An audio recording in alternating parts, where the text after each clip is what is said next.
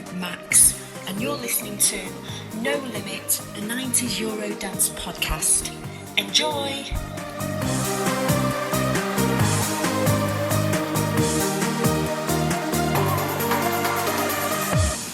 Welcome to No Limit, the 90s Eurodance podcast. My gosh, Ben, how long is it? How long is it since we've been sat in the same room as one another? End of October, I think. Yeah, crazy. What, 8 months? Who'd have thought when we were gabbing about 1996 that, you know, we'd be locked down? There would be multiple. Yeah, lockdown. 2 lockdown. 1, yeah. Yeah, three? Since, yeah, at least 2. We've lost count. Anyway, welcome to No Limit. We're so glad to be back. Thank you for listening to our interview podcast, which was in the middle of lockdown, where I interviewed 2 absolute megastars from the Eurodance movement. That was Rosella and the wonderful Shona Winchester, voice of JX. And you can still listen to them, if you haven't, wherever you get your podcasts. Today, we're going to cover 1993. Not only is this one of Ben's favourite years, but also we have on the podcast, which we've never done before. Usually it's been a separate interview, but this time we've got a megastar on the podcast with us, Queen of the Eurodance scene. Ich bin ein Berliner. Yeah. Yes. She can't stand it. She's a getaway. She's to the maximum. She is Elyse Rogers, otherwise known as vocalist for Maxx. Blooming Maxx. Elyse, how are you? Oh my goodness. I'm so excited to be here. It's going to be an awesome show. Thank you so much. It's going to be even more awesome because you are here and you can tell us all the goss. Like, we literally can't wait until you spill a bit of tea for us about 93 and 94 and indeed what you're up to now. So... and the first time I've been let loose on an interview. Yeah, you're Ben's first interviewee. Can you believe it? Do you know what? This is my first podcast. No. Yeah. Did they not get? How crazy is that? So there's another podcast. It's called the Eurodance Story. It's a French podcast. Oh, no. Have they not asked you to be on that? No, not yet. How is your French? I'm sure after this podcast they'll ask me. I'm sure they will. So Elyse, first and foremost, how are you doing? I know you're back in the studio. You've got loads of stuff going on. Yeah. How are you? Because I know that you record under your name. You also go out on tour on the road with Maxx. How is it all going? So, it's going really well, thank you. So just to fill the listeners in, my original birth name is Linda, and when I was in Maxx in 94, so it was actually 94 when I joined, and the band is based in Berlin, and I was living in Germany at the time. My actual name, birth name was Linda, and my previous married name was Linda Meek, Meek. And over the years, doing my music, I changed my name to Elyse, which is more creative, and I remarried and I've become Elyse Rogers. So I know it sounds a bit complicated, but that's kind of where I'm at. And I was fortunate enough to relaunch Maxx in 2017. So Maxx has only been back out on the road for the last, 3-4 years. Now obviously pre-COVID. Now with the Getaway single, there was quite a few. It was almost like the Sugar Babes. There was lots of different lineup changes, wasn't there? So they had the vocalist was different to the person in the video, because the person in the video was the model. But then you joined in the second, just before the second single. That's correct. And now you are you were the album. So you are the vocalist for Maxx, really. I guess so. I'd like to say that I'm the main singer of Maxx, and my understanding is that the original singer of Getaway, she was contracted elsewhere, so she'd sang Getaway. It was becoming a big hit. I auditioned for the part. They'd already done the video at that point, so they asked me to come in to front Maxx and be the main singer. So as my audition piece, I actually flew to Berlin while I was living in Germany, and I actually, as my audition, I sang No More I Can't Stand It, which was the second single. What me want is you, that's true. No more, no more, I can't stand it. No more, no more. No more, no more, I can't stand it. No more, no more. He said, I'm gonna take you high, gonna take you low, gonna take you everywhere I go. Gonna take you high, gonna take you low, but I can't stand it. No, no more. I then did the third single, and then there was a fourth single, which we didn't really release it, and then the album I did as well. What was the fourth single slated to be? Oh, right, so the first single was Getaway, the second single was No More I Can't Stand It, third single was You Can Get It, and the fourth single was Move Your Body. And Move Your Body, we actually did a video for that in New York, believe it or not. But I think on terms of copyright, there was some kind of music in it logistically. I don't really know the ins and outs, but there was some kind of copyright issue with it, I think, and that's why it didn't really go out as much as it should have. But just to say, there's a song on the album called Hearts of Stone. Yes. And a lot of the Maxx fans said that should have been the fourth single. See, I love Heartstone, but I think my favourite and the one that I thought would be the fourth single is I Want You. Yes. Which I love that tune. It's got everything.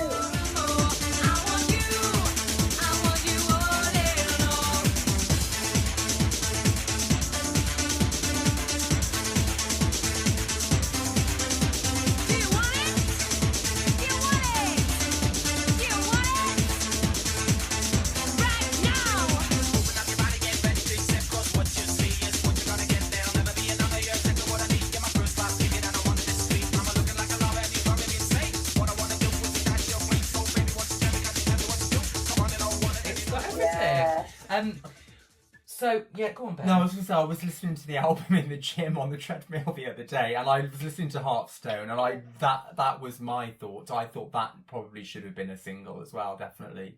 It was the most instant one I liked outside the singles. Did you get to your personal best on the treadmill too? No, not really. No, I'm retraining again. I'm nowhere near my personal best, but I'm working on it every week. Funnily enough, I listened to Should I Stay or Should I Go? Whilst I was doing me old, in the gym today, when I was doing me Russian twists. So there you go. Love it. There you go, fans. If you're looking for a good gym album to the maximum, here's your one. Do you know what? I really like that album. Even now, I still like that album. And we go out and we actually gig with that album. So we've got we're fortunate. We've got a 30-minute set. So we go out and we have snippets of all those songs. A favourite of mine, I don't know if you remember this, maybe Ben will know, is The Power of Love. Yeah, it was a Christmas song, and it was specifically for Bravo, I think, the magazine in Germany. Oh, God, Bravo. And the power of love. Oh, I've read about it. I don't know. I don't think I've heard it. The power of love. That's really good. That's not the Christmas single that they all did. What was that one? I sent you the video. Oh, what? Let the music be your soul? No, I don't know. It was actually Christmas '94, and it was called Power of Love. And Boris, he did the rap and the jingle thing.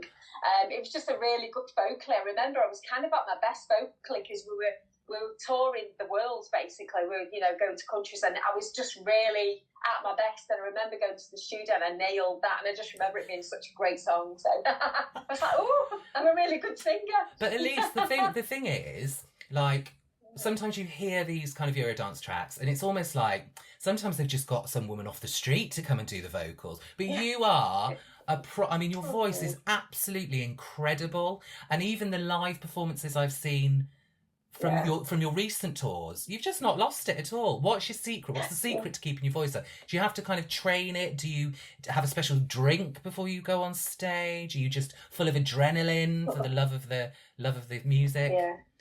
Okay. Yeah. I like all those, but it's none of them. No, I do drink a lot of water. Yeah. I'm quite a boring pop star. I think that's kind of one of the reasons why I never made it back in the day. I didn't continue with it because I'm quite boring in terms of like, when I do a show and I have a rider, which is what you have in your dressing room. Yeah. You have all the fancy food and the alcohol and all that. I don't. I have herbal teas, bottles of water, fruit and nuts. God, you know Mariah, are you? I mean, Mariah, you're not Mariah. She has the whole green room painted white. She has lilies. She has, your puppies, room temperature Evian. No, none of that. None of that. Bit of peppermint tea for our Linda. Yeah, really easy. Do you know what? It's quite stressful when you pre-COVID, when we were flying everywhere. It can be really stressful. People don't realise, like 3 flights in a day and all that craziness and long flights. It's tiring. So you really need to look after your health. And in answer to your question about what you said about what do I do to prepare and how I've maintained that voice, I think it is a combination of mindset as well. And I do a lot of mindset stuff. So I'm quite positive. I meditate. I go for walks in nature. And when I was 18, I did training to be a singer. I did Italian and what's the word I'm looking for? Classical. I did classical training for a year, so I know how to breathe. I've had my training.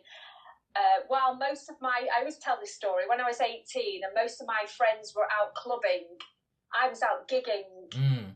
So I'd be out gigging in all the smoky, back in the day, all the smoky social clubs. And I did my training then, so my training was then. So I've always kind of kept it. There was a period of time where I lost my voice, and you guys won't know that, but it's a period of time where I couldn't sing. So that's what got me into the mindset stuff. So I'm trained in NLP, neuro-linguistic programming. Right. Might be a bit boring for people, this, but I'm trained in EFT, emotional freedom technique. So I'm all about the personal development. And that's kind of the holistic road that I've taken to get me where I am today. And that's why I actually look younger than I do when I was younger. I look better, because you said that to me on the phone the other day. You actually look better, and I was like, really? Look incredible. You look incredible. It's not to say you didn't look incredible in the day. No, I'm just saying you just look fantastic. You must have. Well, you've just given away your secret now, so we're all going to be doing it. Do you reckon? Yeah. You're going to do it? No. haven't got time, love. So what we do, Elyse, normally is we have the first part of the podcast. We go through what was going on in the UK, because obviously Eurodance was here a lot. The big takeover was in '93, and I'm going to let Ben talk about that. Fantastic. Talk about that with us, because he's got his finger on the pulse. I'm here to look pretty and make you laugh. And then we have put 5 of our favourite tracks from that era that weren't necessarily huge hits in the UK, and I know you've had a little listen to some of them. And then we are going to talk about them in a bit more detail, and then we're going to choose a winner. So who is going to be the winner this week of the top niche crate digging track from 1993? So, 1993, here's the year, let's go.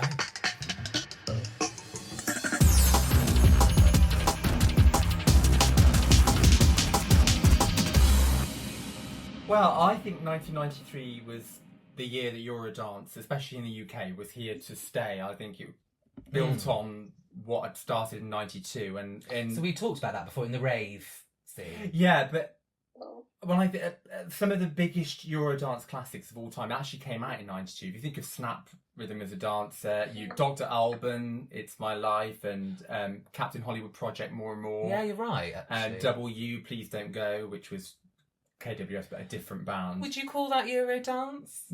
Well, maybe Euro House a bit. I don't know. Kind of virgin. It was like a flavour of it, wasn't it? Were you a raver back in 92, Elyse? Well, not really, because like I said, I was doing the clubs. Right. Wasn't I? So where, my young cousin was, she was meeting up in, Warrington car park and getting in a car full of other people going to a secret rave or whatever they did back in the day and whatever. But for me personally, I was like, no, I didn't really. I was living in Germany. It was a bit different for me. So how did you get to go? How did How did you end up living in Germany? That's what I'm trying to say. Getting myself So all tongue-tied. from Manchester, I met this guy, and we ended up getting married within 2 years. So we courted or whatever the word is, you know. And he was in the military, in the British Army, based in Germany. So in '92 we got married, and I went over to Germany. I was a military wife, or what's called a dependent, living on a German or an English military camp, or just outside it. Could you feel, because they always say, you know, you could really feel that kind of movement coming, the dance music movement, specifically the rave movement. I mean, it came off the back of that whole kind of Manchester. Yeah. Could you feel, was it similar in Germany? Could you feel a difference in the shift in music? Well, do you know something? When I look back now, I think because I had that period of time where, you know, the raves were happening in UK, and I'd then gone to Germany. I was in Germany in this little bubble of army, military. It is a bubble. It's a different world. I was working in the day as a secretary. That's what I do that's what I used to do as a job, as a profession, before singing. And then I saw myself in Berlin, and then I'm hitting the big time. So for me, it was kind of period where I was just settled, newly married, you know, going out, socialising, loving the German culture, absolutely love German culture, love German food, and the people are amazing. So I kind of missed it, if that makes sense. You're a German. What do you... A Germophile. Yeah, a Germophile. Yeah, because I did a tour there for a year with only like a TIE group, but we stayed in a lot of villages, and we was mixed with the locals, and I loved the culture as well. I loved the food, and my sister was a military wife as well in Paderborn, and so she was. I saw that. I had like a little insight into that kind of bubble that you were talking about. What she was in, it was like a little British island in a German city, and I love Germany. I absolutely love it. It's so misrepresented here still, I think, you know, in the press and stuff like that. So, but I really did see the real Germany, and I was really impressed with what I saw, actually. Did you? So how did you go from being a military wife to a superstar pop star? How does that work? Do you know, I always used to say it was kind of mainly luck, but it wasn't, because everything was set up to be that way, because like I said before, you know, all my friends would go clubbing where I'd be gigging, so the dedication and commitment that I was showing to my future was already there. It was installed in me, all that, you know, background of like working. You know, I was working for like nothing, doing these clubs, these social clubs, because back in the day, in the 90s, we had your conservative clubs, your Labour clubs, your social clubs. They were on every street corner in every town of UK. And I'd be going all up and down the country for my future, really. And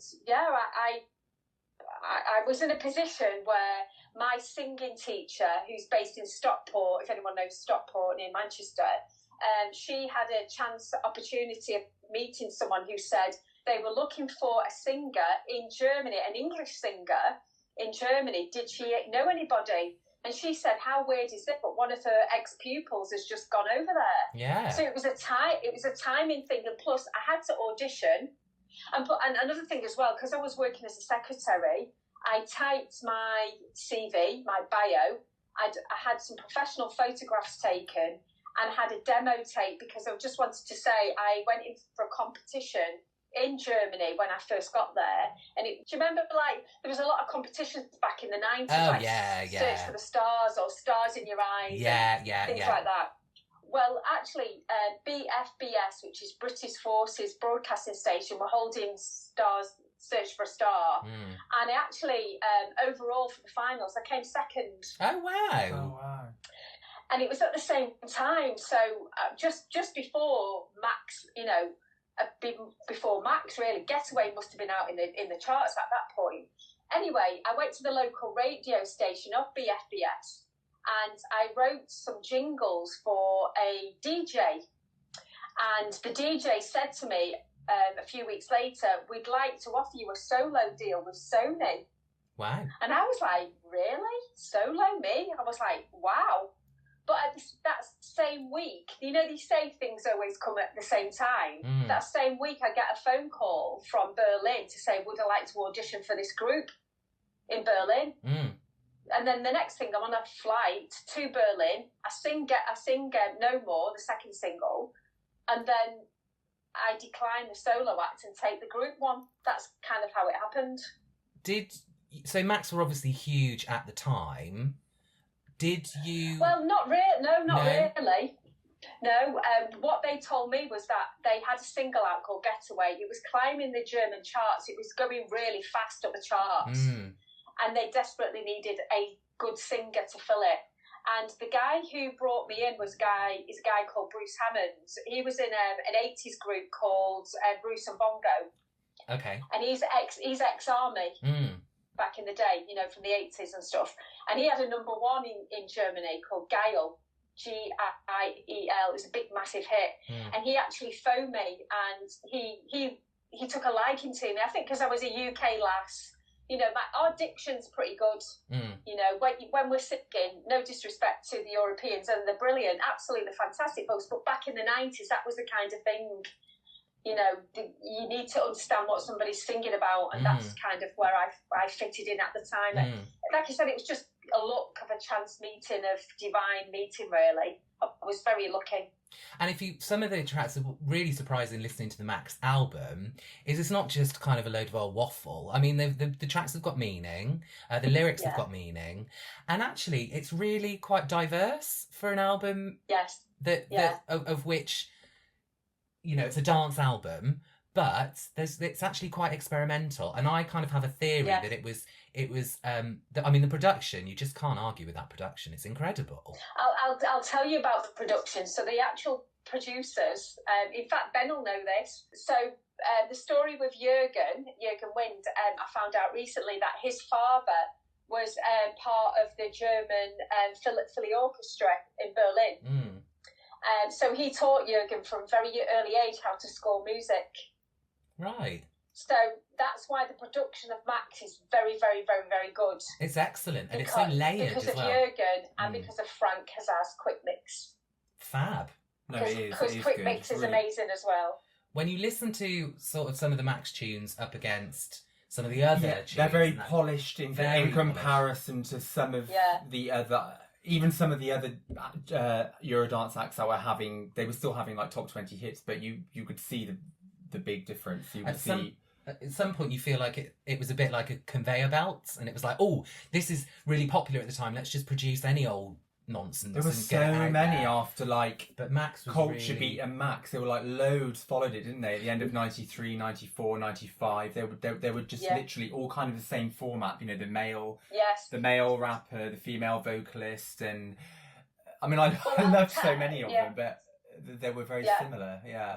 Yes, I agree with you. And I'll just tell you another quick story about the concept of Maxx. The concept of Maxx is a white guy with a rapper with a ragamuffin style rap. What's that all about? It's just Jamaican. I read it's a concept. It's just a different. That's what makes, I think, Maxx really unique. That you've got a white guy doing a ragamuffin style voice, you know, rap. It's so unusual back in the 90s. And then a white girl with a bit of soul in her voice. And then didn't they do that in in Fun Factory as well? Wasn't the guy white rapper in Fun Factory? Yeah, Tony. Oh, Tony. Yeah. And then one of their hits, Take Your Chance, sounds very similar to Maxx, I think.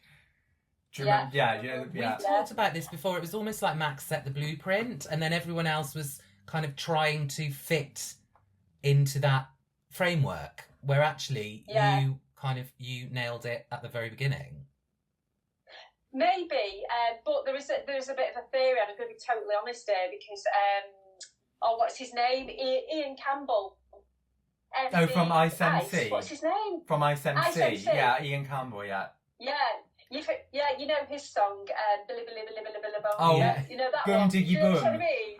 Think about the way that we live today. Today. We love that. It's a family favourite. Yeah, we love that one. Yeah, it's a great song, isn't it? So that, in all fairness, Hands Up, he was first. Oh, right. Okay, did that come just before Getaway? He was first.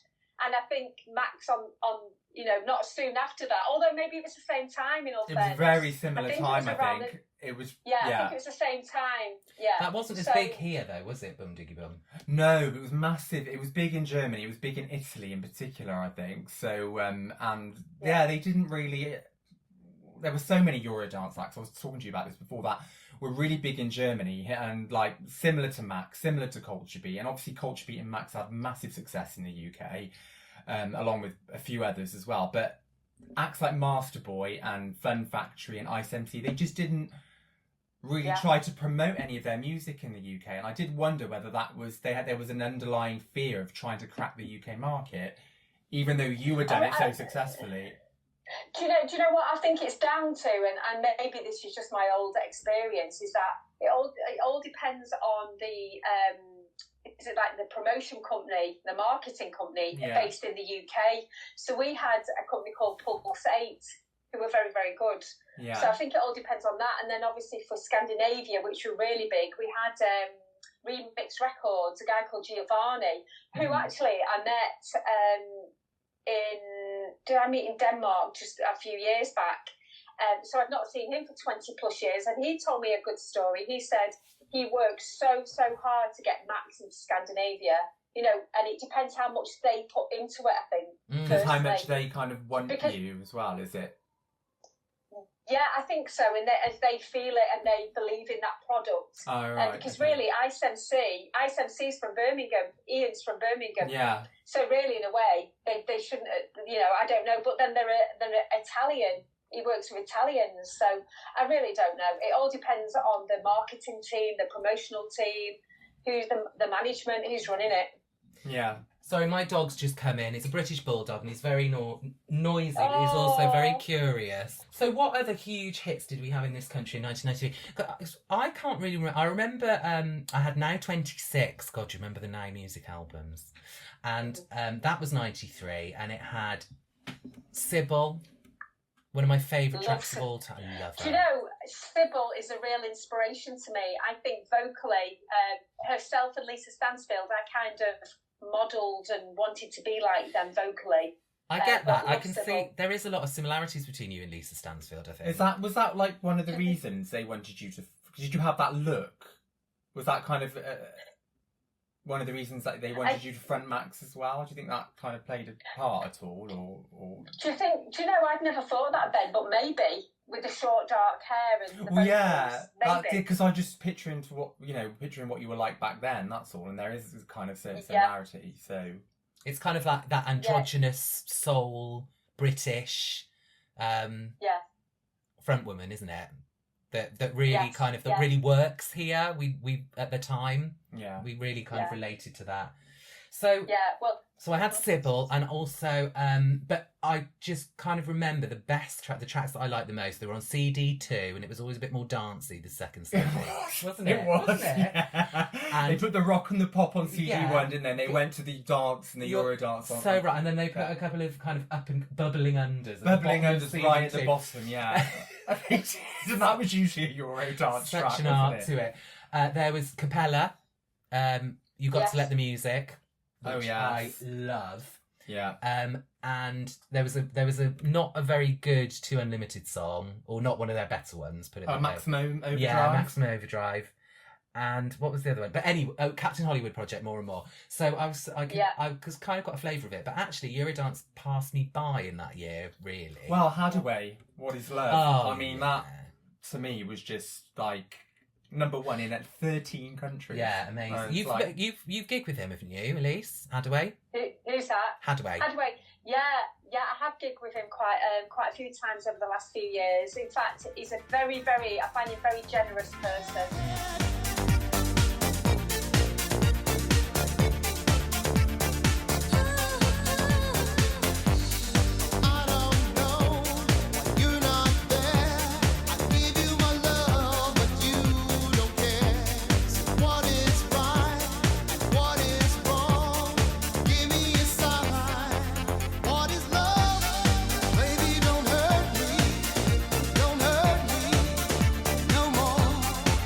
What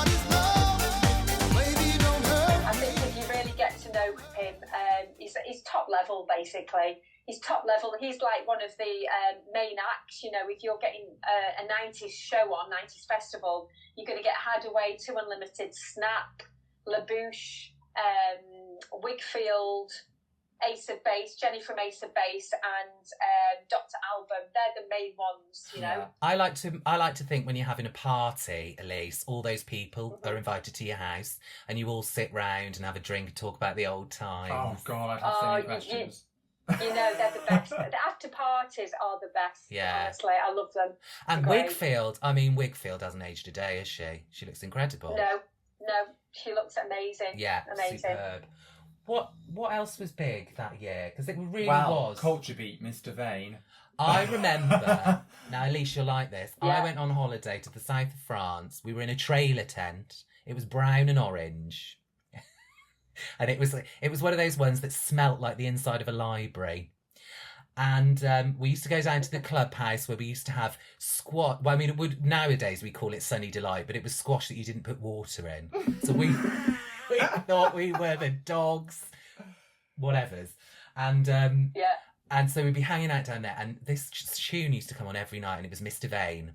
And they all knew it. The French all knew it because they'd been playing it all season. But we had no idea. So, of course, we went home, we started talking about it in school and everything else. We kind of almost thought we brought Mr. Vane home with us. And then when it kind of went to number one, we kind of felt partly responsible. You know, 3 scrag-end kids from Hereford were responsible I love it. for the rise of it. Culture Beat. Yeah. But what a tune. What a tune. Yes, great tune. And Tanya Evans, she's back out now. Tanya Evans from Culture Beat. Really? Because she's out. And the beauty of it is, it makes no sense, does it? The lyrics make absolutely no sense. I've got no idea what it's about. But it doesn't matter. But also, I think Culture Beat's got another singer, haven't they? Do you know if I think they've got 2 singers? I don't know. I only know the rapper Jay Supreme, but I don't know the singer who's in the videos. I mean, she's absolutely gorgeous. That is Tanya Evans. That's Tanya. Isn't it, I think. Is she British? She's not British. She's British, and he's. Well, she's got to be with a name like Tanya Evans, isn't she? I mean, I think she's from London. Do you know? Maxx was meant to be number 1. It was destined to be number 1 in the UK, and we were so excited. And the only reason it got kept at number 3 was because Wet, Wet, Wet was on with Love Is All Around. Yeah. And they kept us off number 1. And they actually kept off No More I Can't Stand It, the second single from number 1 as well, because of what the song was. Well, it was the same song. So long. Yeah, because it was 15 weeks, wasn't it? And you used to go on holiday. We'd be back in south of France in that trailer tent, and you'd be phoning home. You know, you'd have to put the money in the phone box, and we'd be saying to your mum, "What's number 1? Has it changed? Has it changed?" You're only gone for a week. I mean, as if the whole of the UK has changed in that week. No, I know. I used to get people to say Top of the Pops for me and everything, and I was oh my God, I wonder what people are at this week. I was like, Jesus.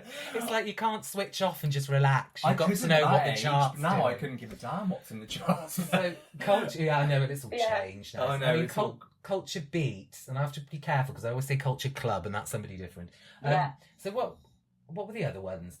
Got to Get It. Yeah, I preferred that actually, and Anything, which was released at the beginning of '94, and The World in Your Hands. And then in '95 they had they released their second album, and they had Inside Out and Crying in the Rain. Oh no, I don't remember those. Crying in the Rain. No, I think they got to the lower end of the top 40. I think, to be fair, as soon as the song's called Crying in the Rain, I'm like, that's my favourite Culture Beat song. I'm not sure about it. That is actually my favourite. Stop that crying, you're calling me. Do you know, it just reminds me of this one time. Do you know the singer Amy McDonald, really wonderful Scottish singer, and she's got a song called Run, and I was listening to the album in Asda in Clapham, listening to the album. I was by the sliced meats, it was, and Run came on, and I'd never heard it before, and it's so emotional. I just started crying right there by the ham. So yeah, Crying in the Rain, it's just not, it probably wouldn't be for me. That was a top 10 hit in Germany a day. Didn't Ace of Base have a song about crying in the rain as well? Oh, I don't know. When I cry, it rains or something. Every time it yeah, something like that. Something like Yeah, that. yeah. Anyway, we're digressing. Was Ace of Base? Love it, Did love Ace it, of love Base have? Was All That She Wants 93? Yeah, it was. Yeah, May 93. Yeah. What a tune. She leads a lonely life. She leads a lonely life.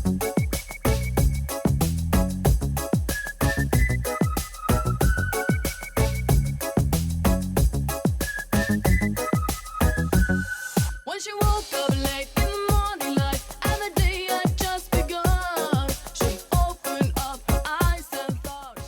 So did you see Maxx was on Top of the Pops 3 times? Mm, Did you ever see any of that? Yeah. I was going to ask you, Did actually. Benson? Were I you, would have done at the time. Yeah. Were you- I've looked at the videos recently.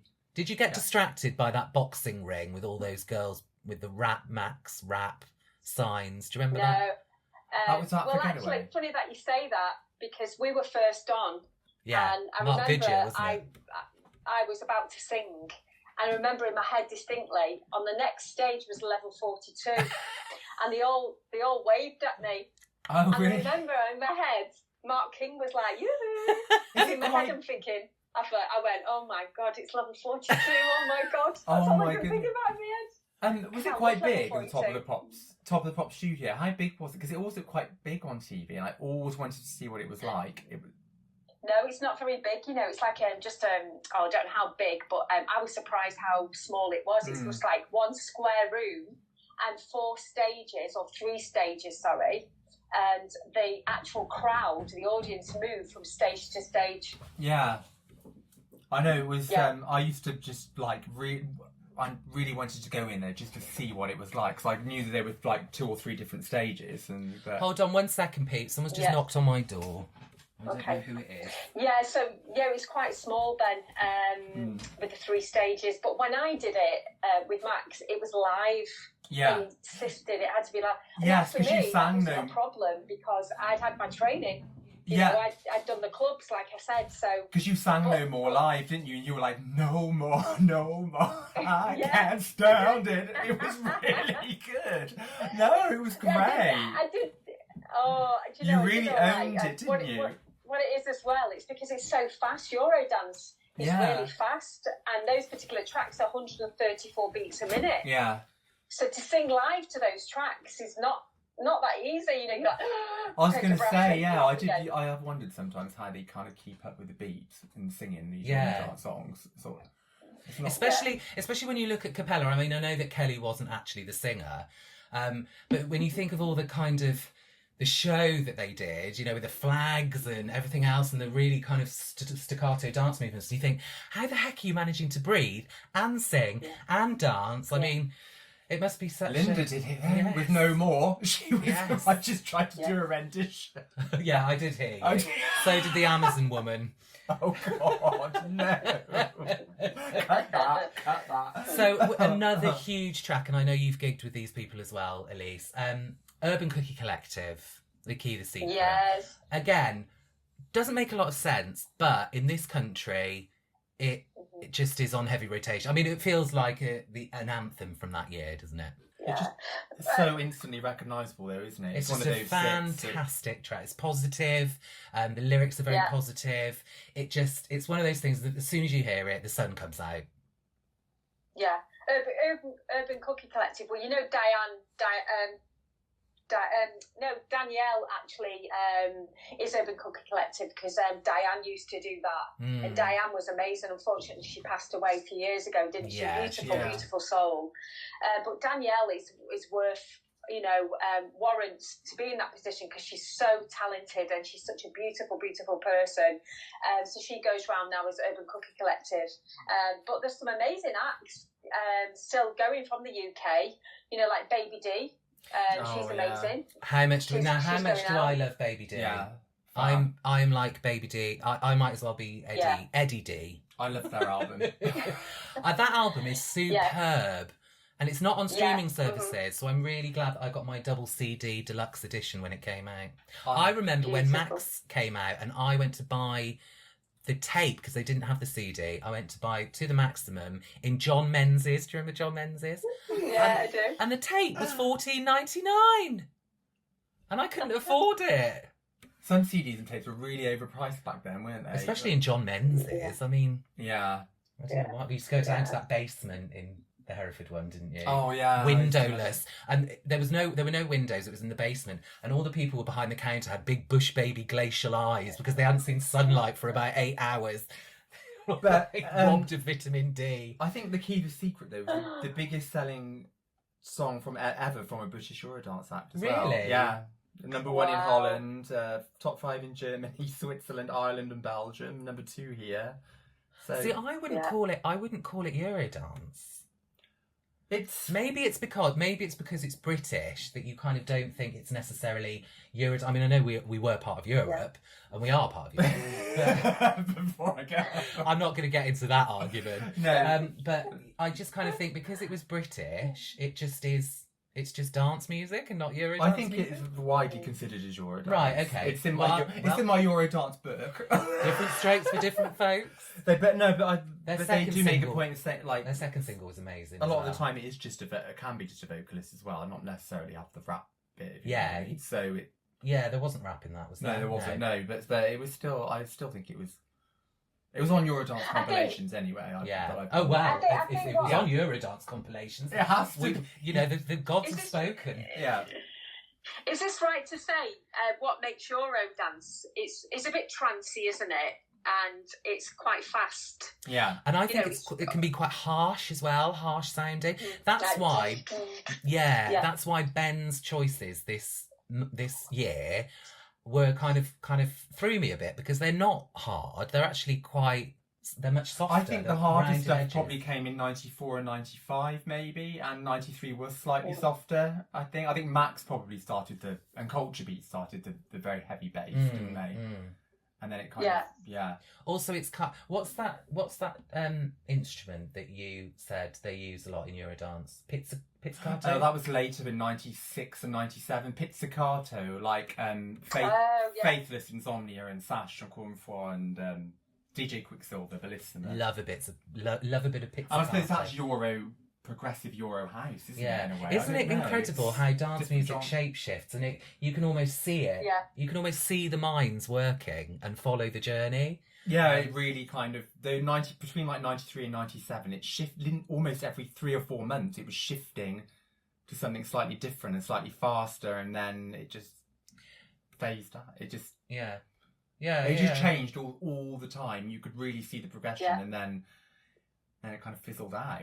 Which is a shame. But I kind of there's a lot more sampling of Then it was Eurodance trance at tracks the end. now, isn't there? Yeah, like there is. Yeah. You can hear. I can't think of any now. My mind's gone blank. When Well, you they did the Nightcrawlers. yes, the Nightcrawlers. And ATB and Yes. Robin S. Yes.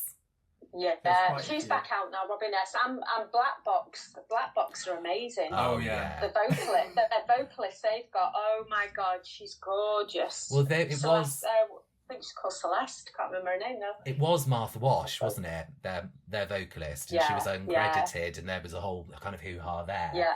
But then they had that Great beautiful, times. yeah. Great times. But Great it wasn't. fun. I think Black Box Ride on Time was the first track to get to number one with like virtually zero airplay. It was all from the clubs, Yeah. and I mean it's just wonderful. And what was your favourite track from that time of year? That time of year? That year? Do you know what I like? Intermission. Oh, I like. Yeah, I like Shame on a intermission. Bell. I don't know. I like a bit of funk, a bit of soul because I was brought up on that. You see. Mm. My very first band at the age of 14 was in Manchester.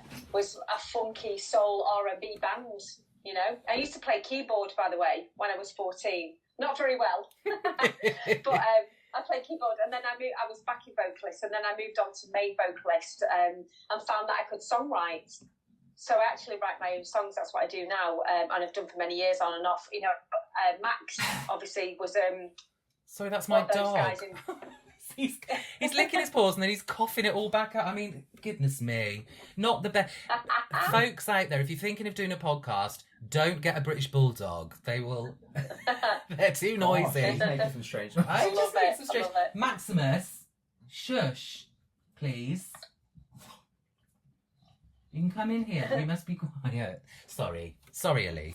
And what can I say? It's all right, lovely. One tragedy from that year as well, 93, is the creator of Culture Beat. Is it Torsten Fenslau? He was killed in a car crash, wasn't he? And then his brother took over at the end of 93, I think. So that was like, there's been a few tragedies in Eurodance. But Melanie Thornton and Torsten Fenslau and Diane. Do you know, what was I reading? Because Diane was the lead vocalist on Inner City Life, wasn't she, with Goldie? Oh, yeah. And Goldie used to go out with DJ Chemistry, and she got killed instantly. I mean, this is a bit bleak. I don't know whether it'll stay in the final edit, but she was driving down the motorway. I brought all this up, sorry. She was driving down the motorway. Sorry, Elyse. This isn't what you want to hear on a Sunday. Sorry. No, I love all this. Let's do it. I'm deep, mate. So she capsized in the middle of the road. It became dislodged, and it shot through the windshield and straight into the middle between the eyes. And she was killed instantly. So her death is the reason now they're much safer. Oh, God. Fact. Wow. There you go. Yes. I probably haven't explained that very well, but...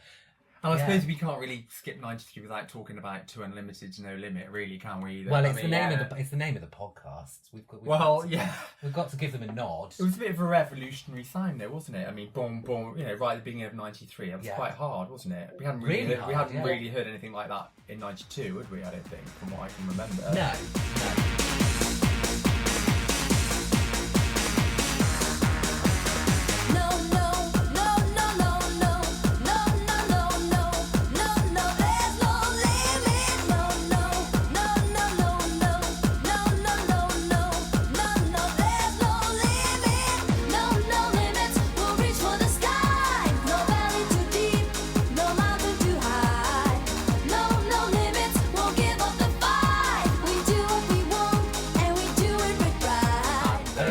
Quite a different sound from their, because when they first started out, they were managed by Pete Waterman, weren't they? They're on the PWR label. Yeah, so they kind of had a very dun dun dun dun dun dun sound, didn't they? But then for the UK edits, when they released singles here, they took the rap out, the rap vocals out, where in every other country they left them on, and the rap versions are much better, I think. I don't think I've heard the rap versions. That's interesting. And you know how much I love Ray from Too Unlimited. Both of you know, because I'm always telling Elyse and I'm always telling Ben. Oh, it's so lovely. You know, when we go on tour, and I always say hello to Ray and Kim, the newest single. She's been with him for about 4 years or more now. She's incredible. She's really incredible. Oh, she's beautiful. She's so young and she's so talented. She's such a lovely soul, and I always sit and talk to her. Because, I think like me, she doesn't drink alcohol. So you can find us in the corner of the room just having a deep conversation about life. And with a cup of tea. I love it. Yeah, I like chatting to her. Yeah, there's a few people I like chatting to because, I don't drink alcohol. After a show, I like a good cup of tea. You get on with my partner. He's not interested in drinking the night away. He'll sit there and have about 15 cups of tea and be quite happy. That's me. So yeah, and the video. Oh my God, the video of Too Unlimited, No Limit. Anita in that, like it's like a figure hugging, metallic, stunning arms. It's iconic. It's iconic, and it's all done in a pinball table, isn't it? Yeah. I love it. I love everything about it. I think it was a shame how they were nicknamed too untalented, though. I think that's really unfair. I think that's because they didn't hear his rap vocals, did we, over here? Well, they probably couldn't understand, these journalists couldn't understand why everyone liked it so much. They probably never went to the clubs. They didn't hear it. Because sometimes tracks absolutely change. When you hear them in a club, they sound, people, you might sit there and think, oh, I don't know about this. But when you hear it in a club with all these other people, or you see it perform live, it takes on a life of its own, I think. But tribal dance was better, I think. We like tribal dance. Yeah. Well, my favourite's No One. Oh, was it? Yeah. I liked The Real Thing. That was my favourite. Yeah, that was good. Yeah. So that's 93. What was going on in Europe? Oh, okay. Not done that. No. Well, basically, all of the songs, all the acts that we've mentioned already. Obviously, Intermission's "Piece of My Heart" was very big. That was top 10 in Austria and Germany. Were they a few steps ahead of us? They were, yeah, because Hadaway was kind of at the end of 92, I think, in some countries. But then, obviously, in many countries, it was 93. And then, obviously, you had 24/7 as well, Slave to the Music. I'm a slave to the music. Ooh, na, na, na, na. Are you looking for a backing singer, Elyse? But that was really big. That was top 10 in about 12 countries or so. I remember one in Australia. In fact, and that was their first single. And they had a winning track, didn't they, on our podcast? Take Me Away. Yeah, love that one. Take me away. And now. Yeah. Sorry. Brilliant. Sorry. And obviously, yeah, go on. sorry, another big track that was big in Europe wasn't released here was DJ Bobo, Keep On Dancing. Yeah. Keep on dancing right now. Sorry. I see. Once you just You wind didn't him up need and it, let you him go, didn't need that. and Sorry. he's fine. Okay, then. So let's go through our choices then. So we've both put forward 5 tracks. Was it 5 or 4? Yes, 5. 5 yeah, each. 5. We won't do too much of a deep dive.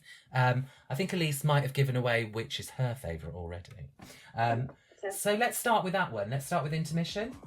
Yeah. So I'm going to play a bit of it now. Music, now you stole me. Stop and slow it down, girl. Before I won't be around. Let's just keep these things together. When it lasts forever and ever. Take it here right from the start. Yo, take this piece of my heart.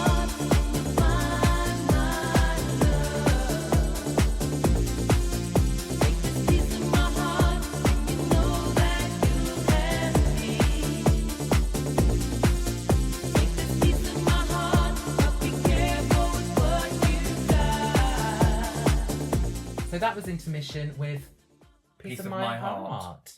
Now, Elyse, have you seen the video? Yes, I can't remember. I'm not really silly, but I just remember I've taken myself back to, you know, when you're in the hotel room, maybe not, but what I'm saying is that you've done a show, you come back after the show and then you played that or you put MTV on. I just remember that being a real, I don't know, uplifting song for me because it was a real, internally, it really resonated with me. I don't remember it.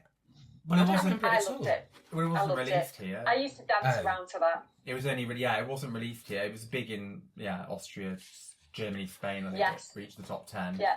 So I kind of think that well, when I first listened to it, I was like, it needs a bit more oomph. It wasn't quite hard enough for me. But the more I've listened to it, Yeah. the more I realise that it's not actually, that wouldn't work for that song. It's a song, it's a pop song. It's a soft song. Yeah. And I reckon in a club, Yeah. it would sound brilliant. It is quite reminiscent of More and More, Captain Honeybrook project. Yeah, isn't it's it? got quite that- I think it's influenced it a bit. It's a got lot. quite rounded Yeah. edges, isn't it? The video, I mean... Yeah. Yeah, I was quite shocked when I saw the video. Yeah, it's a bit- You can I mean- see the fillings in the back of her mouth. I can't Yeah. remember it. I can't remember It's the a bit video. kind of is it Fritz Lang, Metropolis? Yeah. That kind of. And she had these like silver and it was a lot of silver and black and silver fingernails and And at one point, he's purposefully kind of crossing his eyes. yeah, It's just it's a moment. Weird. it was very I'm going to check that out, actually. Yeah. I'm going to look at that. I'll get it on YouTube. it was very German Eurodance '93 kind of video. But It was very. I mean, she looks incredible. She just looks like a queen. I Yeah. love that. I love that look. But her head is kind of Yeah. emerging out of this rotating, spinning kind of. yeah, I did find I found it a metallic. bit shocking. That not sure. I was a bit. I was kind of like, oh god, that's a bit. And then they have like colourful. words just kind of flashed up like trust. And I just it was love, peace, Yeah. honesty. I think it was going for that kind of, those really obnoxious perfume ads from the 1990s where it just did absolutely Yeah. it almost seems like a bit of a parody of one of those. So Oh, it'd I be miss the interesting to 90s. hear like what their kind of whole ethos, their aesthetic was. But I really liked it. Yeah. I think, like I said, I think the video is meant to look futuristic, but when we look at it now, it looks a bit. I know what you mean. It Though. looks a bit crafty. You're artsy and expecting it to be a crafty. bit more banging than it actually ended up. Like, I expected it to be a bit more. But I harder as liked well, it. But, yeah. I did like it. So that's Intermission. What did you think, Elyse? I know you love the track anyway. Yeah, I just like the melody of it. I like the vocals. I think the vocals are ace. I like the words. 'Cause this I'm is- all for about the words, me. Yeah. So I was going to say it samples Australia. It's from an Australian band called Real Life, and that was actually a hit in the 80s in Germany. And So how they've did actually that- sampled How that. did that go? It wasn't. It was they took the melody. I don't know the actual song, but they've taken like they've sampled the melody. I think I just wanted her to From Real go, Life. take a piece of my heart. You know, I wanted a bit of a belter, but Yeah. it wasn't that. It Yeah. was smoother, but I still liked Yeah. it. Okay then, so next track, shall we go with one of mine? And this was probably one that Ben didn't like very much. It's called Orlando, and it's Only You.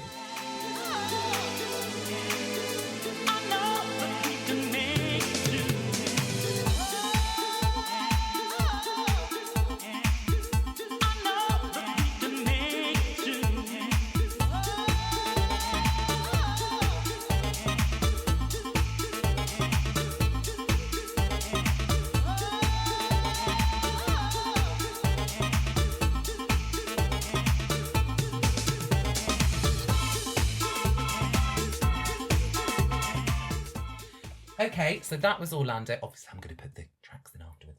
Okay, that was Orlando. Ben, what did you think? Sorry, I'm trying to find my phone because that's where all my notes Well, are. I'm going to put it somewhere now. I can't find I didn't think it was.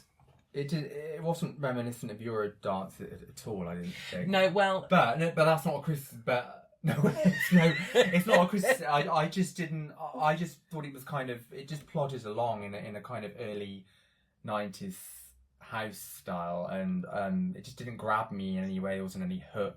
I needed some excitement. It just kind of. yeah, there wasn't a lot. There's not a lot. But then saying that, after a few, I was listening to it again, and it does improve after a few times. Though it does, I can see that you might listen to it for a few weeks, and it will grow on you. So But it just didn't grab me instantly. That's all. I think because I was always a bit more housey. I like my house, and I think it was much more kind of funky. But I agree. I don't think it's Eurodance. But the vocalist, Loretta Sinclair. Yeah, Loretta Sinclair / Johnson. She was actually the lead vocalist for Tiempo, Saturday Night, Sunday Morning, Oh. Yeah. which I love. What did you think, Elyse? Yeah, I think I agree with Ben. It's not very Euro, but I like house. I like a bit of house. I like Yeah. funky. So right up my street. But yeah, I liked it. Yeah, For me, fair to middling. Yeah. I just wanted it to. It wasn't even the fact that it wasn't very Eurodance. It was just the fact that it didn't really go anywhere. For All me. right, don't labour the point. Sorry. We got it. You don't like it. No. I just thought it was very. I didn't dislike it. In the end, it got to average for me. Yeah. Okay, well, strong views there. That's, No. that's one for the website, isn't it? Okay, well, let's move on then to another one of Ben's. Let's go for Eddie Steady Go. Who's this by? Unity Power featuring Rosalind Clark. Oh, there you go. Trips off the tongue. This is Eddie Steady Go.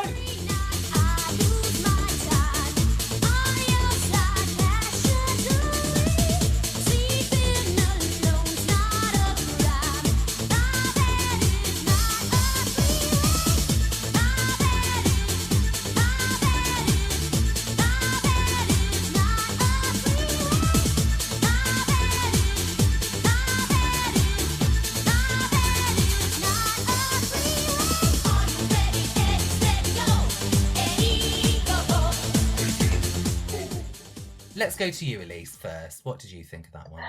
I can't remember this song. No. I don't know where I was at the time, but I can't remember it. And the I group. think it was a hit in Belgium and the Netherlands, but I don't think it was released in Germany. I'm not sure whether it was or it didn't. It wasn't well known. It certainly was. I think it's a remix of. I think she released it as a pop song, and it's. Yeah, I think she Eurodance did. Yeah, remix. it sounded very familiar when but I tell you what, when I first heard it, I was like, "Who's Eddie and where's he going?"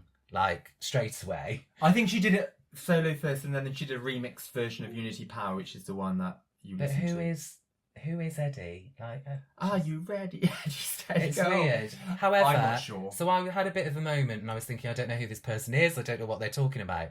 But I woke up and I was singing it to myself one day, and I thought, well, it's obviously got under my skin, so immediately it improved. I loved it. I love that. It's catchy. It just, the lyrics are just nonsensical. Yeah, nonsensical. I was going to say something a bit more diplomatic, but let's go with No, that. I thought that was diplomatic. I was trying to be diplomatic. Oh God, There you go. my last edition. So yeah, catchy. I thought it had a real Mr. Vane vibe about it. Again, I think it would sound probably great in a club, but the low voice, it sounds a bit inauthentic. You know, when he's going, whoa, whoa, whoa, whoa. Steady. Yeah, they've got like a low voice, like a male, almost like, you know, those songs that Lady Gaga did, which is meant to sound kind of Germanic. With a low voice. It sounds a little bit like that, but it's not very successful. It sounds like it's been done through a BBC computer. But I liked it. She's obviously the star, because in the video She's Australian. Is she? Yeah. I think we should set up a campaign. Who is Eddie? Where's he going? We need closure on this anecdote.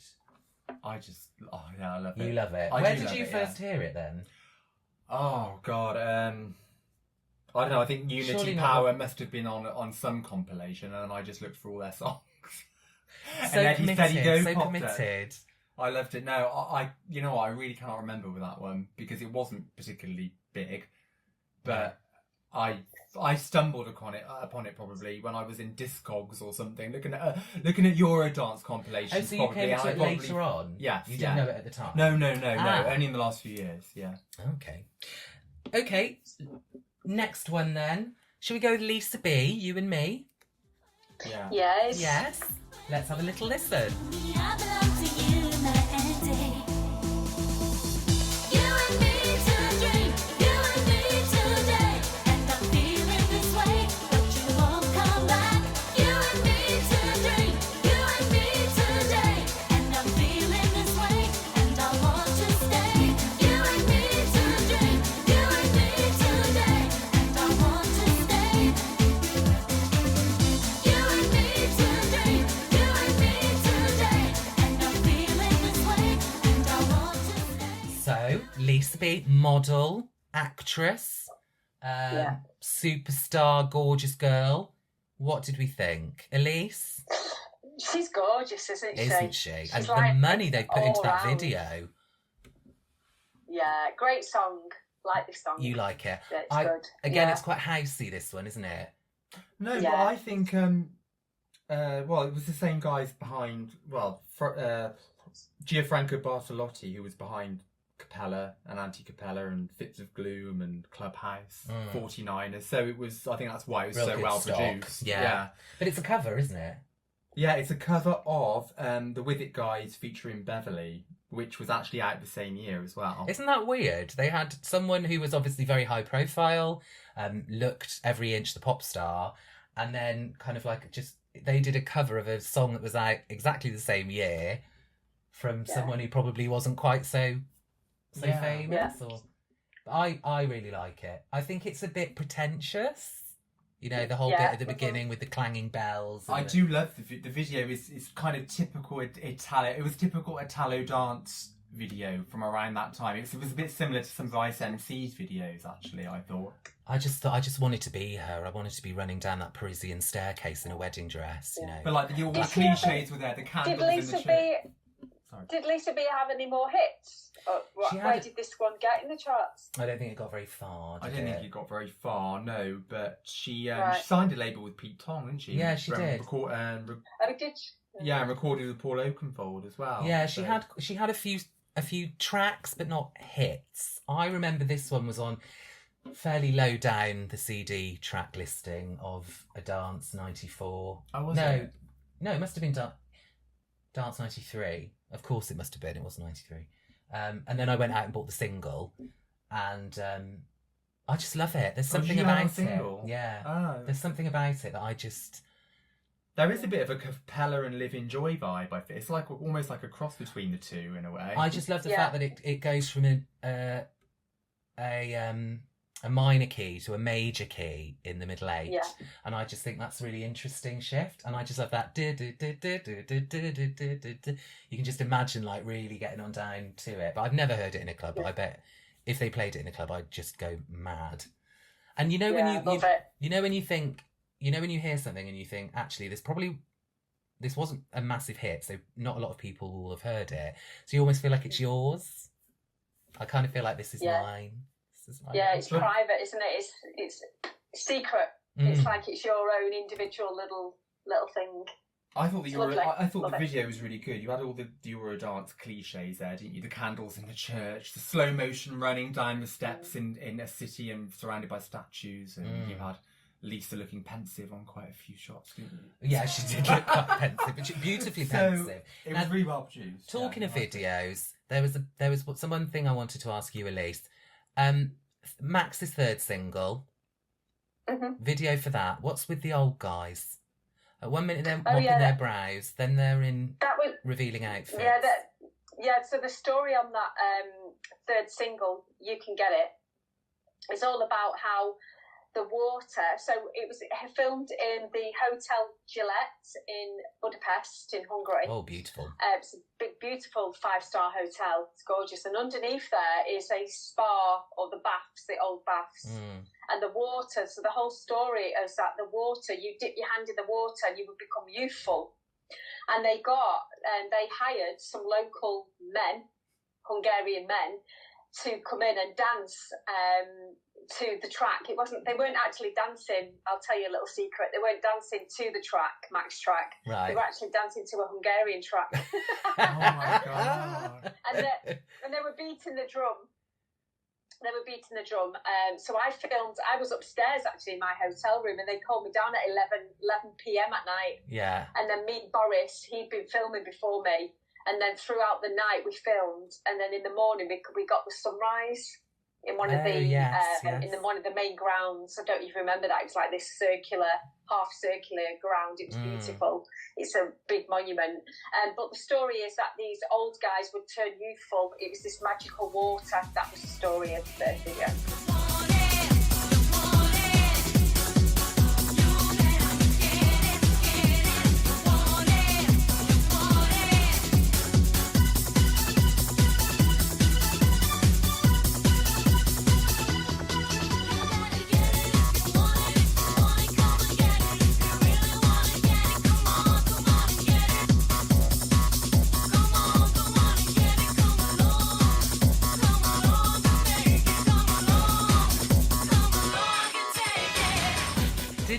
How long did it normally take to shoot a video?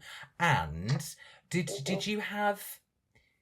How did it work? Did you have a director who listened to the song and then just thought this would work really well? And then suddenly you find yourself in Budapest or, walking through the desert. Is that how it works? Or is it all about budget? No, so the video for Getaway, the video for No More, was actually filmed by the same video guy. Yeah. He was actually from UK called Jonathan, I can't remember his surname, and he worked for a company in Scandinavia, I don't know if it's Sweden, I think, and he filmed both those videos. So he and his team made up the idea of the videos, and then this video in Budapest was done by someone completely different, and they creatively make up the idea of what they think. So me and Boris, I don't think Boris had an input, but I certainly didn't have an input, which was a shame really. But yeah, that's their creative input, and we just went along with it. And all the costumes are prepared, and the makeup and hair's prepared for you to go on and do it. Have you ever gone, I'm not wearing that?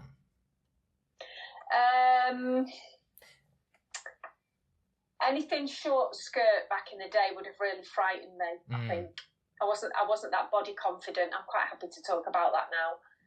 Because I think a lot of women go through that, a lot of girls go through that.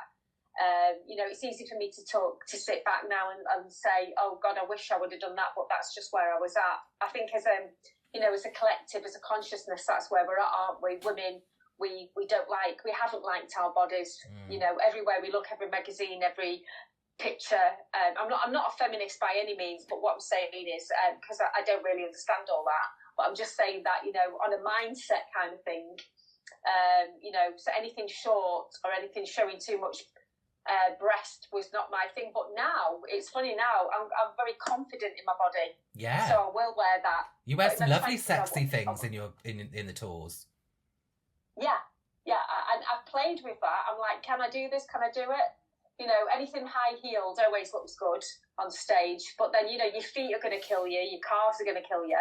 So I always make sure, like, you get a thick heel and not a thin heel, so I can at least move. I love doing dance moves. I wish that, you know, I would have done that in my 20s, but I kind of didn't really have it together as much as I've got it together now, unfortunately. What do you think it was like?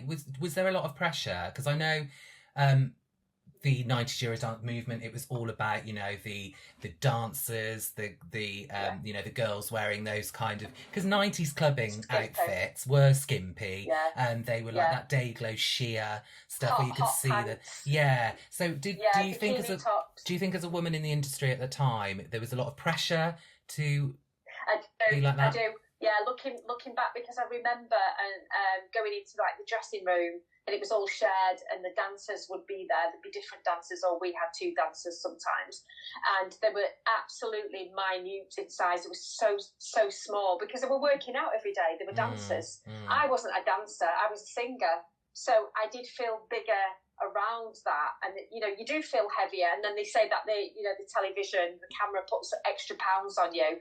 So I was always trying to play with that.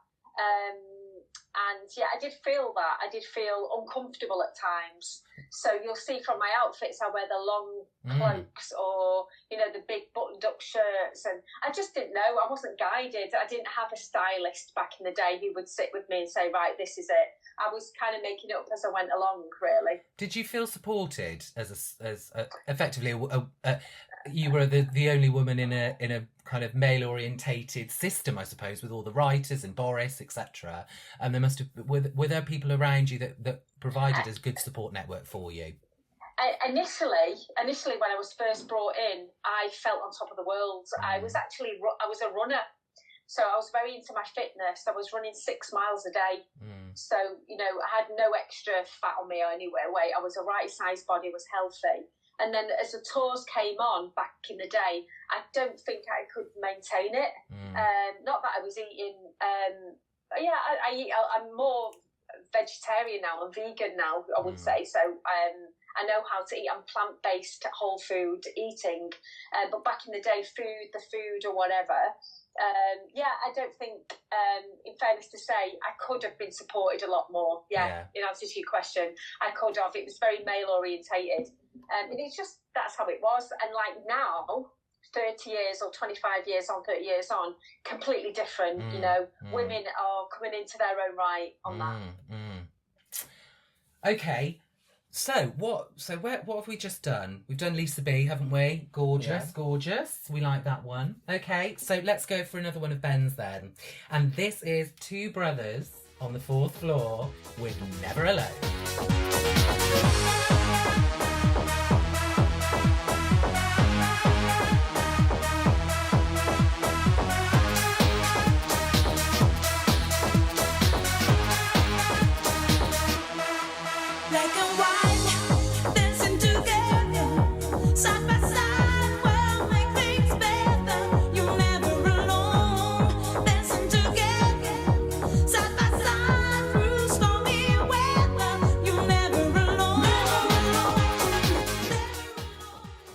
Now, Elyse, I know you're very good friends with Desiree from Two Brothers on the Fourth Floor. Hopefully, she is going to be a guest on our podcast. She's gorgeous. And in this video, my goodness, she's just exuding professional boss lady gorgeousness. Wow. She looks fab. There's a bit of a random man dancing in the background. I don't know what that's about, but she looks great. And I actually really like this song.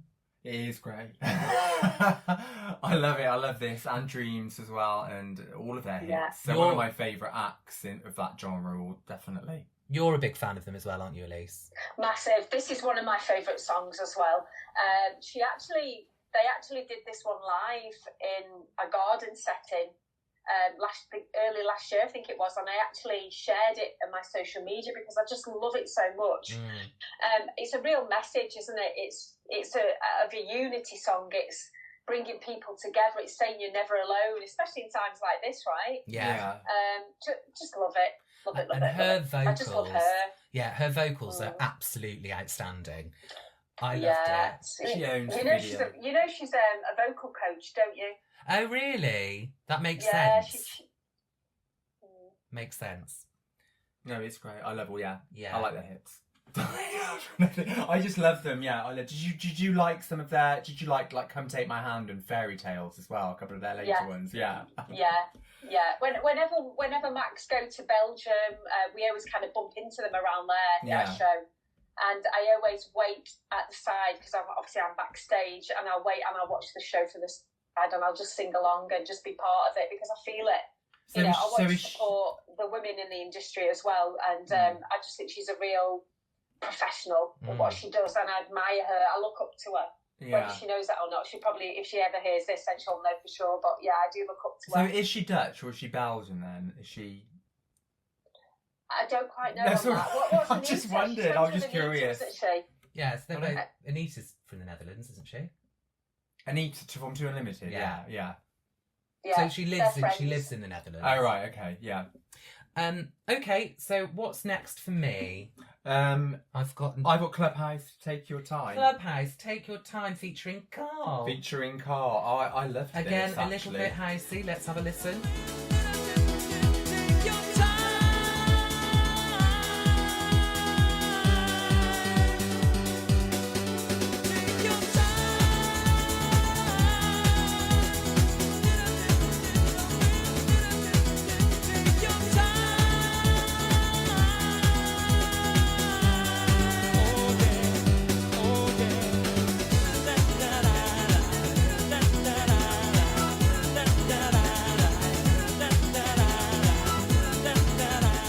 Okay, so the huge hit was Light My Fire. Light My Fire. Then Living in the Sunshine came not long after. This one didn't actually chart.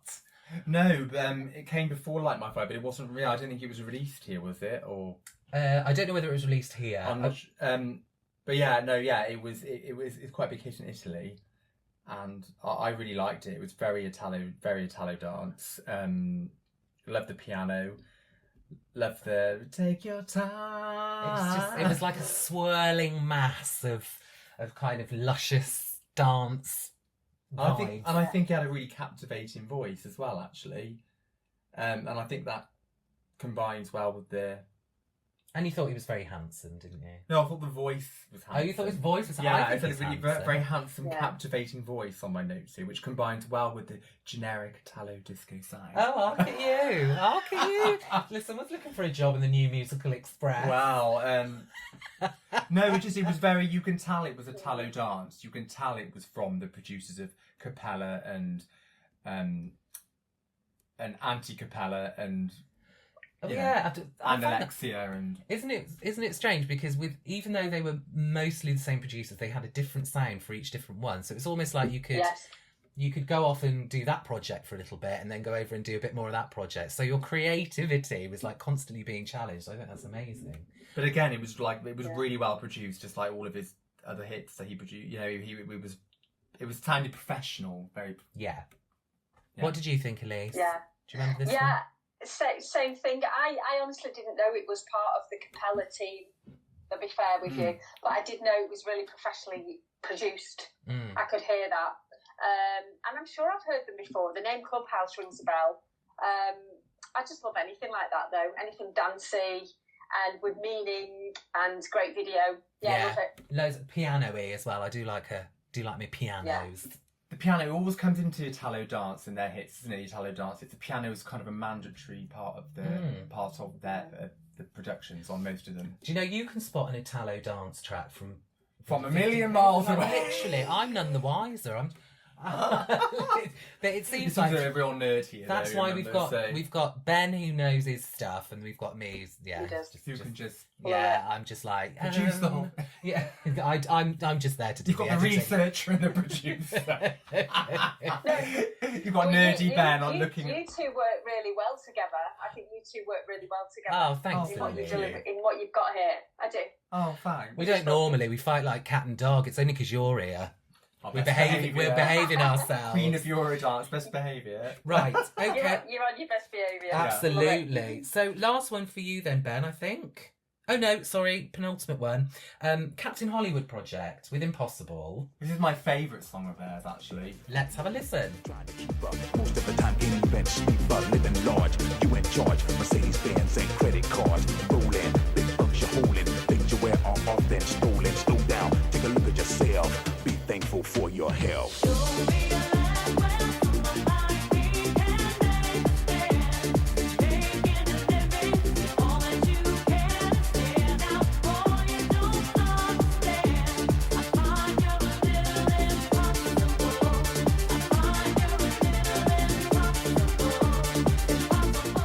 So, more and more, I absolutely love.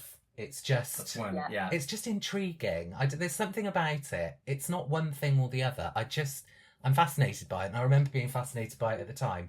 This one, I think, follows a similar kind of path. The video.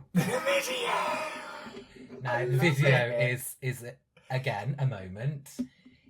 And again, it was a little bit nonsense. Didn't really know what was going on. Well, at one point, there's a Yeah. boxer having a fight with his own shadow, which I thought was quite interesting. What is with these videos? What do you think it is? They're Why all do they very make similar, them though, so aren't they? They crazy? were like trying to be really serious, weren't they? And I think they thought they were serious. I I don't think they were like taking the mick or Do anything. you know what? They were, I like, think they were it was all about- they were done that way because I think they thought that people would come home from the club after doing whatever they were doing, stick MTV on, and just be beguiled by these kind of crazy images. It must be. There's no other reason for it. No, it was all very a bit Just kind so of. bizarre. Really bizarre. Yeah. Yeah, In terms of the song, and I know you're a fan of Captain Hollywood, Elyse, I am. I really like this song.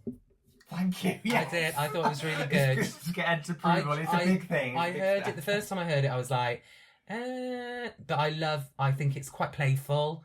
I don't think it follows like a generic template. It's a bit more up tempo than More and More as well. It's kind of going a bit more trancey. maybe? Yes, yeah, maybe. I just liked it. I thought. It was I just fun. like the impossible bit when they all start Show dancing me like a little imp- Yeah, and that one girl, she looks like I don't know. She's got like big hair, and she looks like she should be in Mystic Pizza. Do you remember that film? Not on a Captain Hollywood video, but there you go. I don't really get the black goggles either. And No. Sitting opposite each end of the table, Doing just Morse kind of code. looking. Yeah. Yeah, odd. It But was there about we a go. relationship tussle or something. Maybe I don't know. 1993 was the year that of experimentation in the video sphere. Yeah, it's like anything goes, isn't it? It was like Yeah. space, but also craziness. Didn't make sense. Well, at least the track was A lot of black and white Yeah. videos as well. A lot of people standing behind fences, clutching them and stuff like that. Do you know what I mean? Shaking their hair about. Chain link And you had fence. the rapper with the cap on, didn't you? And then you had the woman with the like. Yeah, Boris had his trademark leather cap, didn't he? Yeah. Oh, Boris. Yeah. Did you say? Yeah, it's called a pork pie hat. That's it, pork pie hat. And talking of pie hat. hats as well, one of your choices as well, MC Melody. Oh yes, should we go for MC Melody? Yeah. Dum, dum, Yes. dum. That's the way you got to go. Up put your hands in the air when I said so. That's the way you got to go. Up put your hands in the air when I said so. That's the way you got to go. Up put your hands in the air when I said so. Now bring that beat back, the tom to the tom solid drum back. Left, right, stereo. So come on, everybody get ready, cause here we go straight to just the melody. So come and get some, come follow me, step by move by move. I really like this. It definitely has it does have a very Scandinavian production. Oh, I thought you were Right. going to say it sounded Italian. Well, this is because Basic Element, they released a song, Promised Land, which was big in Sweden, and this was a few months later than this, the MC Melody, but there was a kind of Scandinavian sound as well, I thought. And Yeah, he's this, Swedish, isn't he? yeah. Dum, dum, dum, dum, dum, dum, dum. I think it sounds That's a the little way- bit Layla K. Do you remember Layla K? Well, Yeah. she She was was from Sweden. Swedish, Yeah. yeah. So, yeah. Right, okay, I see that now. I see it now. I see where you're going. Yeah, that's the way you got to go. Put your hands in the air. when I say so. And I thought it was standard lyrics, but I thought it worked for the time and the genre, and I thought it reminded the video, and it kind of reminded me of Marky Mark's Good Vibrations. Yeah, I get that. Not Good the body. Not the body. No. Marky Mark. A body to die for. But body to eat your dinner off. I just thought it was very positive, and I really liked it, and it was quite a big. It was a big top 20 in about 7 countries, and it was hitting Australia as well. So it kind of moved. It kind of travelled from Europe. It's quite hard, this one, quite fast. Definitely fits the Eurodance brief, I think. I really like it because of the Layla K. I love that tune by Layla K. Open Sesame. And Got to Get It. And Got to Get It, yeah. I bet you like Got to Get It because it's much funkier, isn't it? There's just something magical about it, isn't it? Yeah. I just love it. Yeah, I really enjoyed this one. It was so much fun. And MC Melody's a blast, isn't she? She just reminds me of Layla K as well. Yeah. Oh, I just thought I had a bit of a Too Unlimited vibe as well. I thought in some places. It sounded a bit Too Unlimited. And you had the standard video, like I said, with the behind the fence. It wasn't quite as weird as the other ones, though. No, it was a bit more. The Swedish ones weren't quite as weird. I think they were a bit more standard. The Swedish Eurodance videos, they weren't quite as strange. No. Bit more There's American a bit more looking. dancing as well in them, wasn't there? Yeah. There's more dancing and.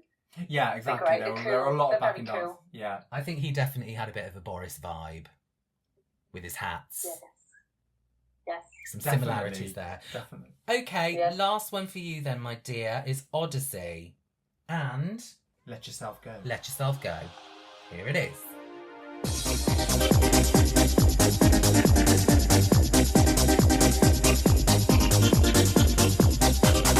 Let yourself go. Let yourself go, baby, let yourself go. Get your feet back on the floor. Let yourself go, baby, let yourself go. Tell me all I wanna know. Hey, one love, hey, one love. This is probably my least favourite. The video, again. The video was bloody. Oh god, no, Oh my it wasn't God, good. she's- This one, I can't. Yeah, didn't I- have many redeeming features. Yeah, it was. It reminded me a bit of the video for "Open Your Mind" by Yazura. Have you ever seen that? Just Oh, I kind of knew lots you of mentioned that images. earlier on. Yeah. But when that woman's head pops up out of nowhere, Oh, she's the not head's brushed her quite. hair. It's a horror It's film. just It's a bit weird. It's odd. Yeah. I think there wasn't enough vocals for me, but I think it's got a bit of pizzicato in there. Has it? Yeah, if I've got pizzicato right, it sounded a bit Alex Party-ish, which I quite. Yeah. Is that Yeah. pizzicato? No, not quite. It wasn't. No, but it Wait, did have failed, a. I failed. No, it did have an Alex Party vibe. Actually, I hadn't thought that before, but it has. I It's quite like actually my that. favourite Odyssey song. Sorry. I don't know any of the others. Face to face, I've got to one. No, I But you don't did. know. You reviewed that before. Oh, did I? Yeah. Do you remember Odyssey? Because they were German, weren't they? And I know they had a lot of Yeah, hits. I remember the name, but I don't remember the hits. I don't remember. No, Isn't it funny that I've missed? No, to be fair, they weren't the most successful, but they did have a few, but they're not. Yeah, I'll stop talking. No, that's No, I but always it was. I always I thought always it thought was they were this- bigger than they actually were looking back, and I didn't think they were, but they were on a lot of compilations. They were on the Bravo Hits compilations quite a few times, and they were. Yes, they were. They were they were kind of big to make it onto there, but obviously they weren't like Culture Beat Maxx level. They were a step down. They were tier down from that. So. I'm sure they'll be glad to know that. Yeah. Trying to be nice. I think what you're trying to. Oh, they you weren't know on what I fucking- mean. They weren't doing shows. They weren't on. I know what you're saying. They weren't on television. They weren't doing shows. They weren't doing radio shows. They weren't on festivals that I know of. I think they might have done the But they Dome. were- Was it the Dome? Was one of the programs in Germany? But, yeah. I think they were on. But They were I on that a couple of times. You're right. You are right. They were on all the compilations because I remember them from that. Yeah, but But I never remember them. I never met them. I don't know. no. Oh, So, last one Yes. overall then is Datura oh, fantastic. with Devotion. Let's have a Yeah. little bit of that now. In the night, the vision of devotion. You're reaching for a star in the sky. Sweat until the rain makes it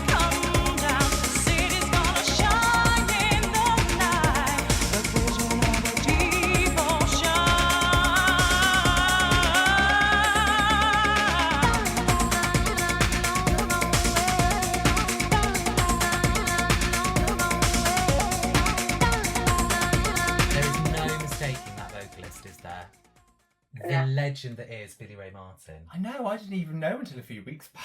Well, it hasn't got a video actually. There's a live performance and it's not her. It's the woman in a floppy hat. That's it's not her. No, I don't think that's her. I might be wrong. Please correct me, Billy. Hopefully she's coming on the podcast. I thought this was fantastic, actually. What did you think, Elyse? Well, is the Tora, is that the name of the group? Or Yes. who's the vocalist then? So Billy Ray Martin it? was the vocalist, but the group itself was different. I don't think she worked with them on anything else. No. And The tour originally started off as an 80s electronic act called Gans Nevada. of course, not that I've heard of them. But I'm sure we all knew that. It was on your tongue what you were... No, yeah. And I didn't realise how big in Italy they actually were. They had 10 top 10 hits. Yeah, madness. Wow. Yeah, they were like That's amazing. mega. They're like mega. You know, they're on all the Italian compilations with Yasura and Capella and Anti-Capella. You always put those two together. I know, it's the only ones I can think of.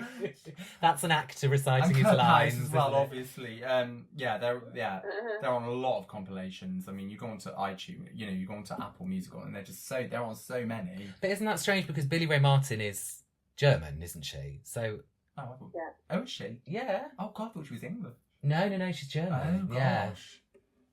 She came over to the UK, I think.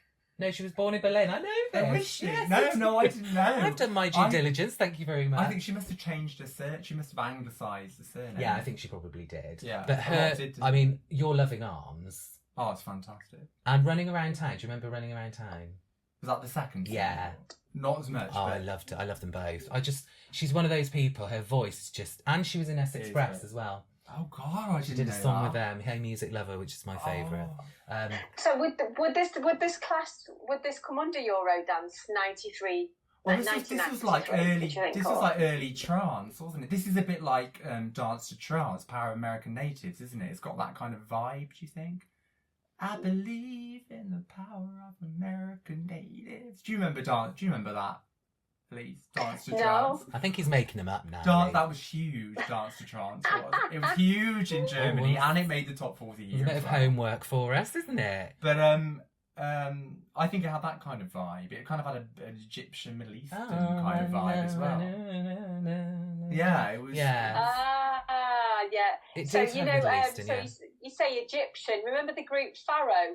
Yes. Pharaoh. He loves the Secrets of the secrets. I show you secrets. Yeah, Yeah. they've come. They're gigging as well. You know, Pharaoh. Oh, really? And Centauri. Centauri. Do you remember the Oh, spirit? he was the, wasn't it the guy from Snap? Didn't he Yes, sing with Turbo them? B, isn't it? I don't know what you're Yeah, asking me you for. should- You're the expert. You'll have to get them on your show. Yeah, Quite interesting. Oh, what, To get them Pharaoh? on your show. Yeah. we've reviewed them on the show before because I Oh, my little have ears you? pricked up because I didn't know them before, but we have actually Yeah, reviewed. they were quite big, Pharaoh, actually. Well, Okay, then. So those are Yeah. our tracks that we've put forward. So go on then, Ben. What's your favourite out of mine?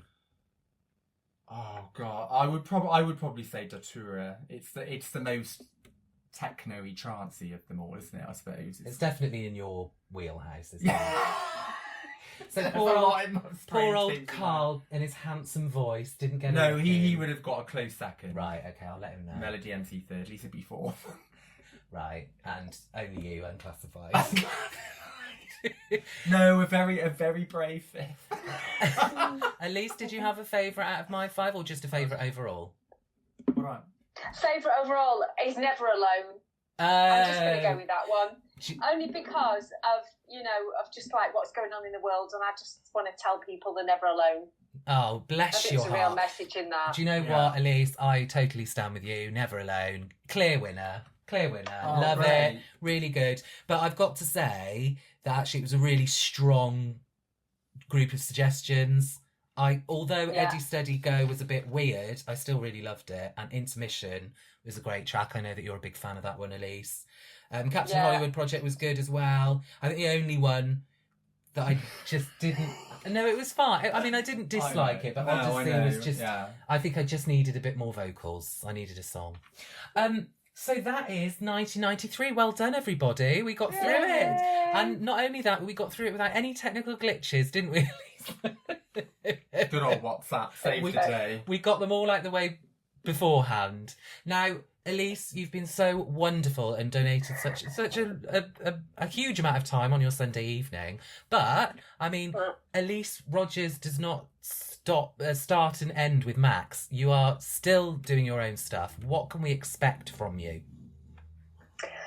So in 2015, I brought out my album called The Love Energy. Mm-hmm. So I'm on all digital platforms. It's quite poppy, so it's not the Eurodance scene by any means. But I'm quite strange in terms of what I experiment with. You know, I said at the beginning, I'm all into mindset and positive thinking and personal development. I've been working with different frequencies, so like 432. I don't know if anyone knows about this. 432 hertz, 528, all that stuff. And in 2015, I was quite fortunate to reconnect with some of the Maxx team. One being Frank Hazaz from Quick Mix, based in Berlin, and he sent me a track over called Summer Breeze, and I'm bringing it out this year. I've had a little sneak preview. Now, if you like sun-drenched, cool, it's fun. It's a fun beach ready. It's just one of those tracks. You stick it on, and automatically you're in Ibiza. It is divine. So anyone out there who loves their house music, you're going to love this track. Elyse G. Rogers and Summer Breeze. Look out for it. It's quite disco-y. It's like a new disco track. But your voice comes like, it's not as hard as Maxx, so your voice is really soft, and you're just like the perfect beach diva. I love it.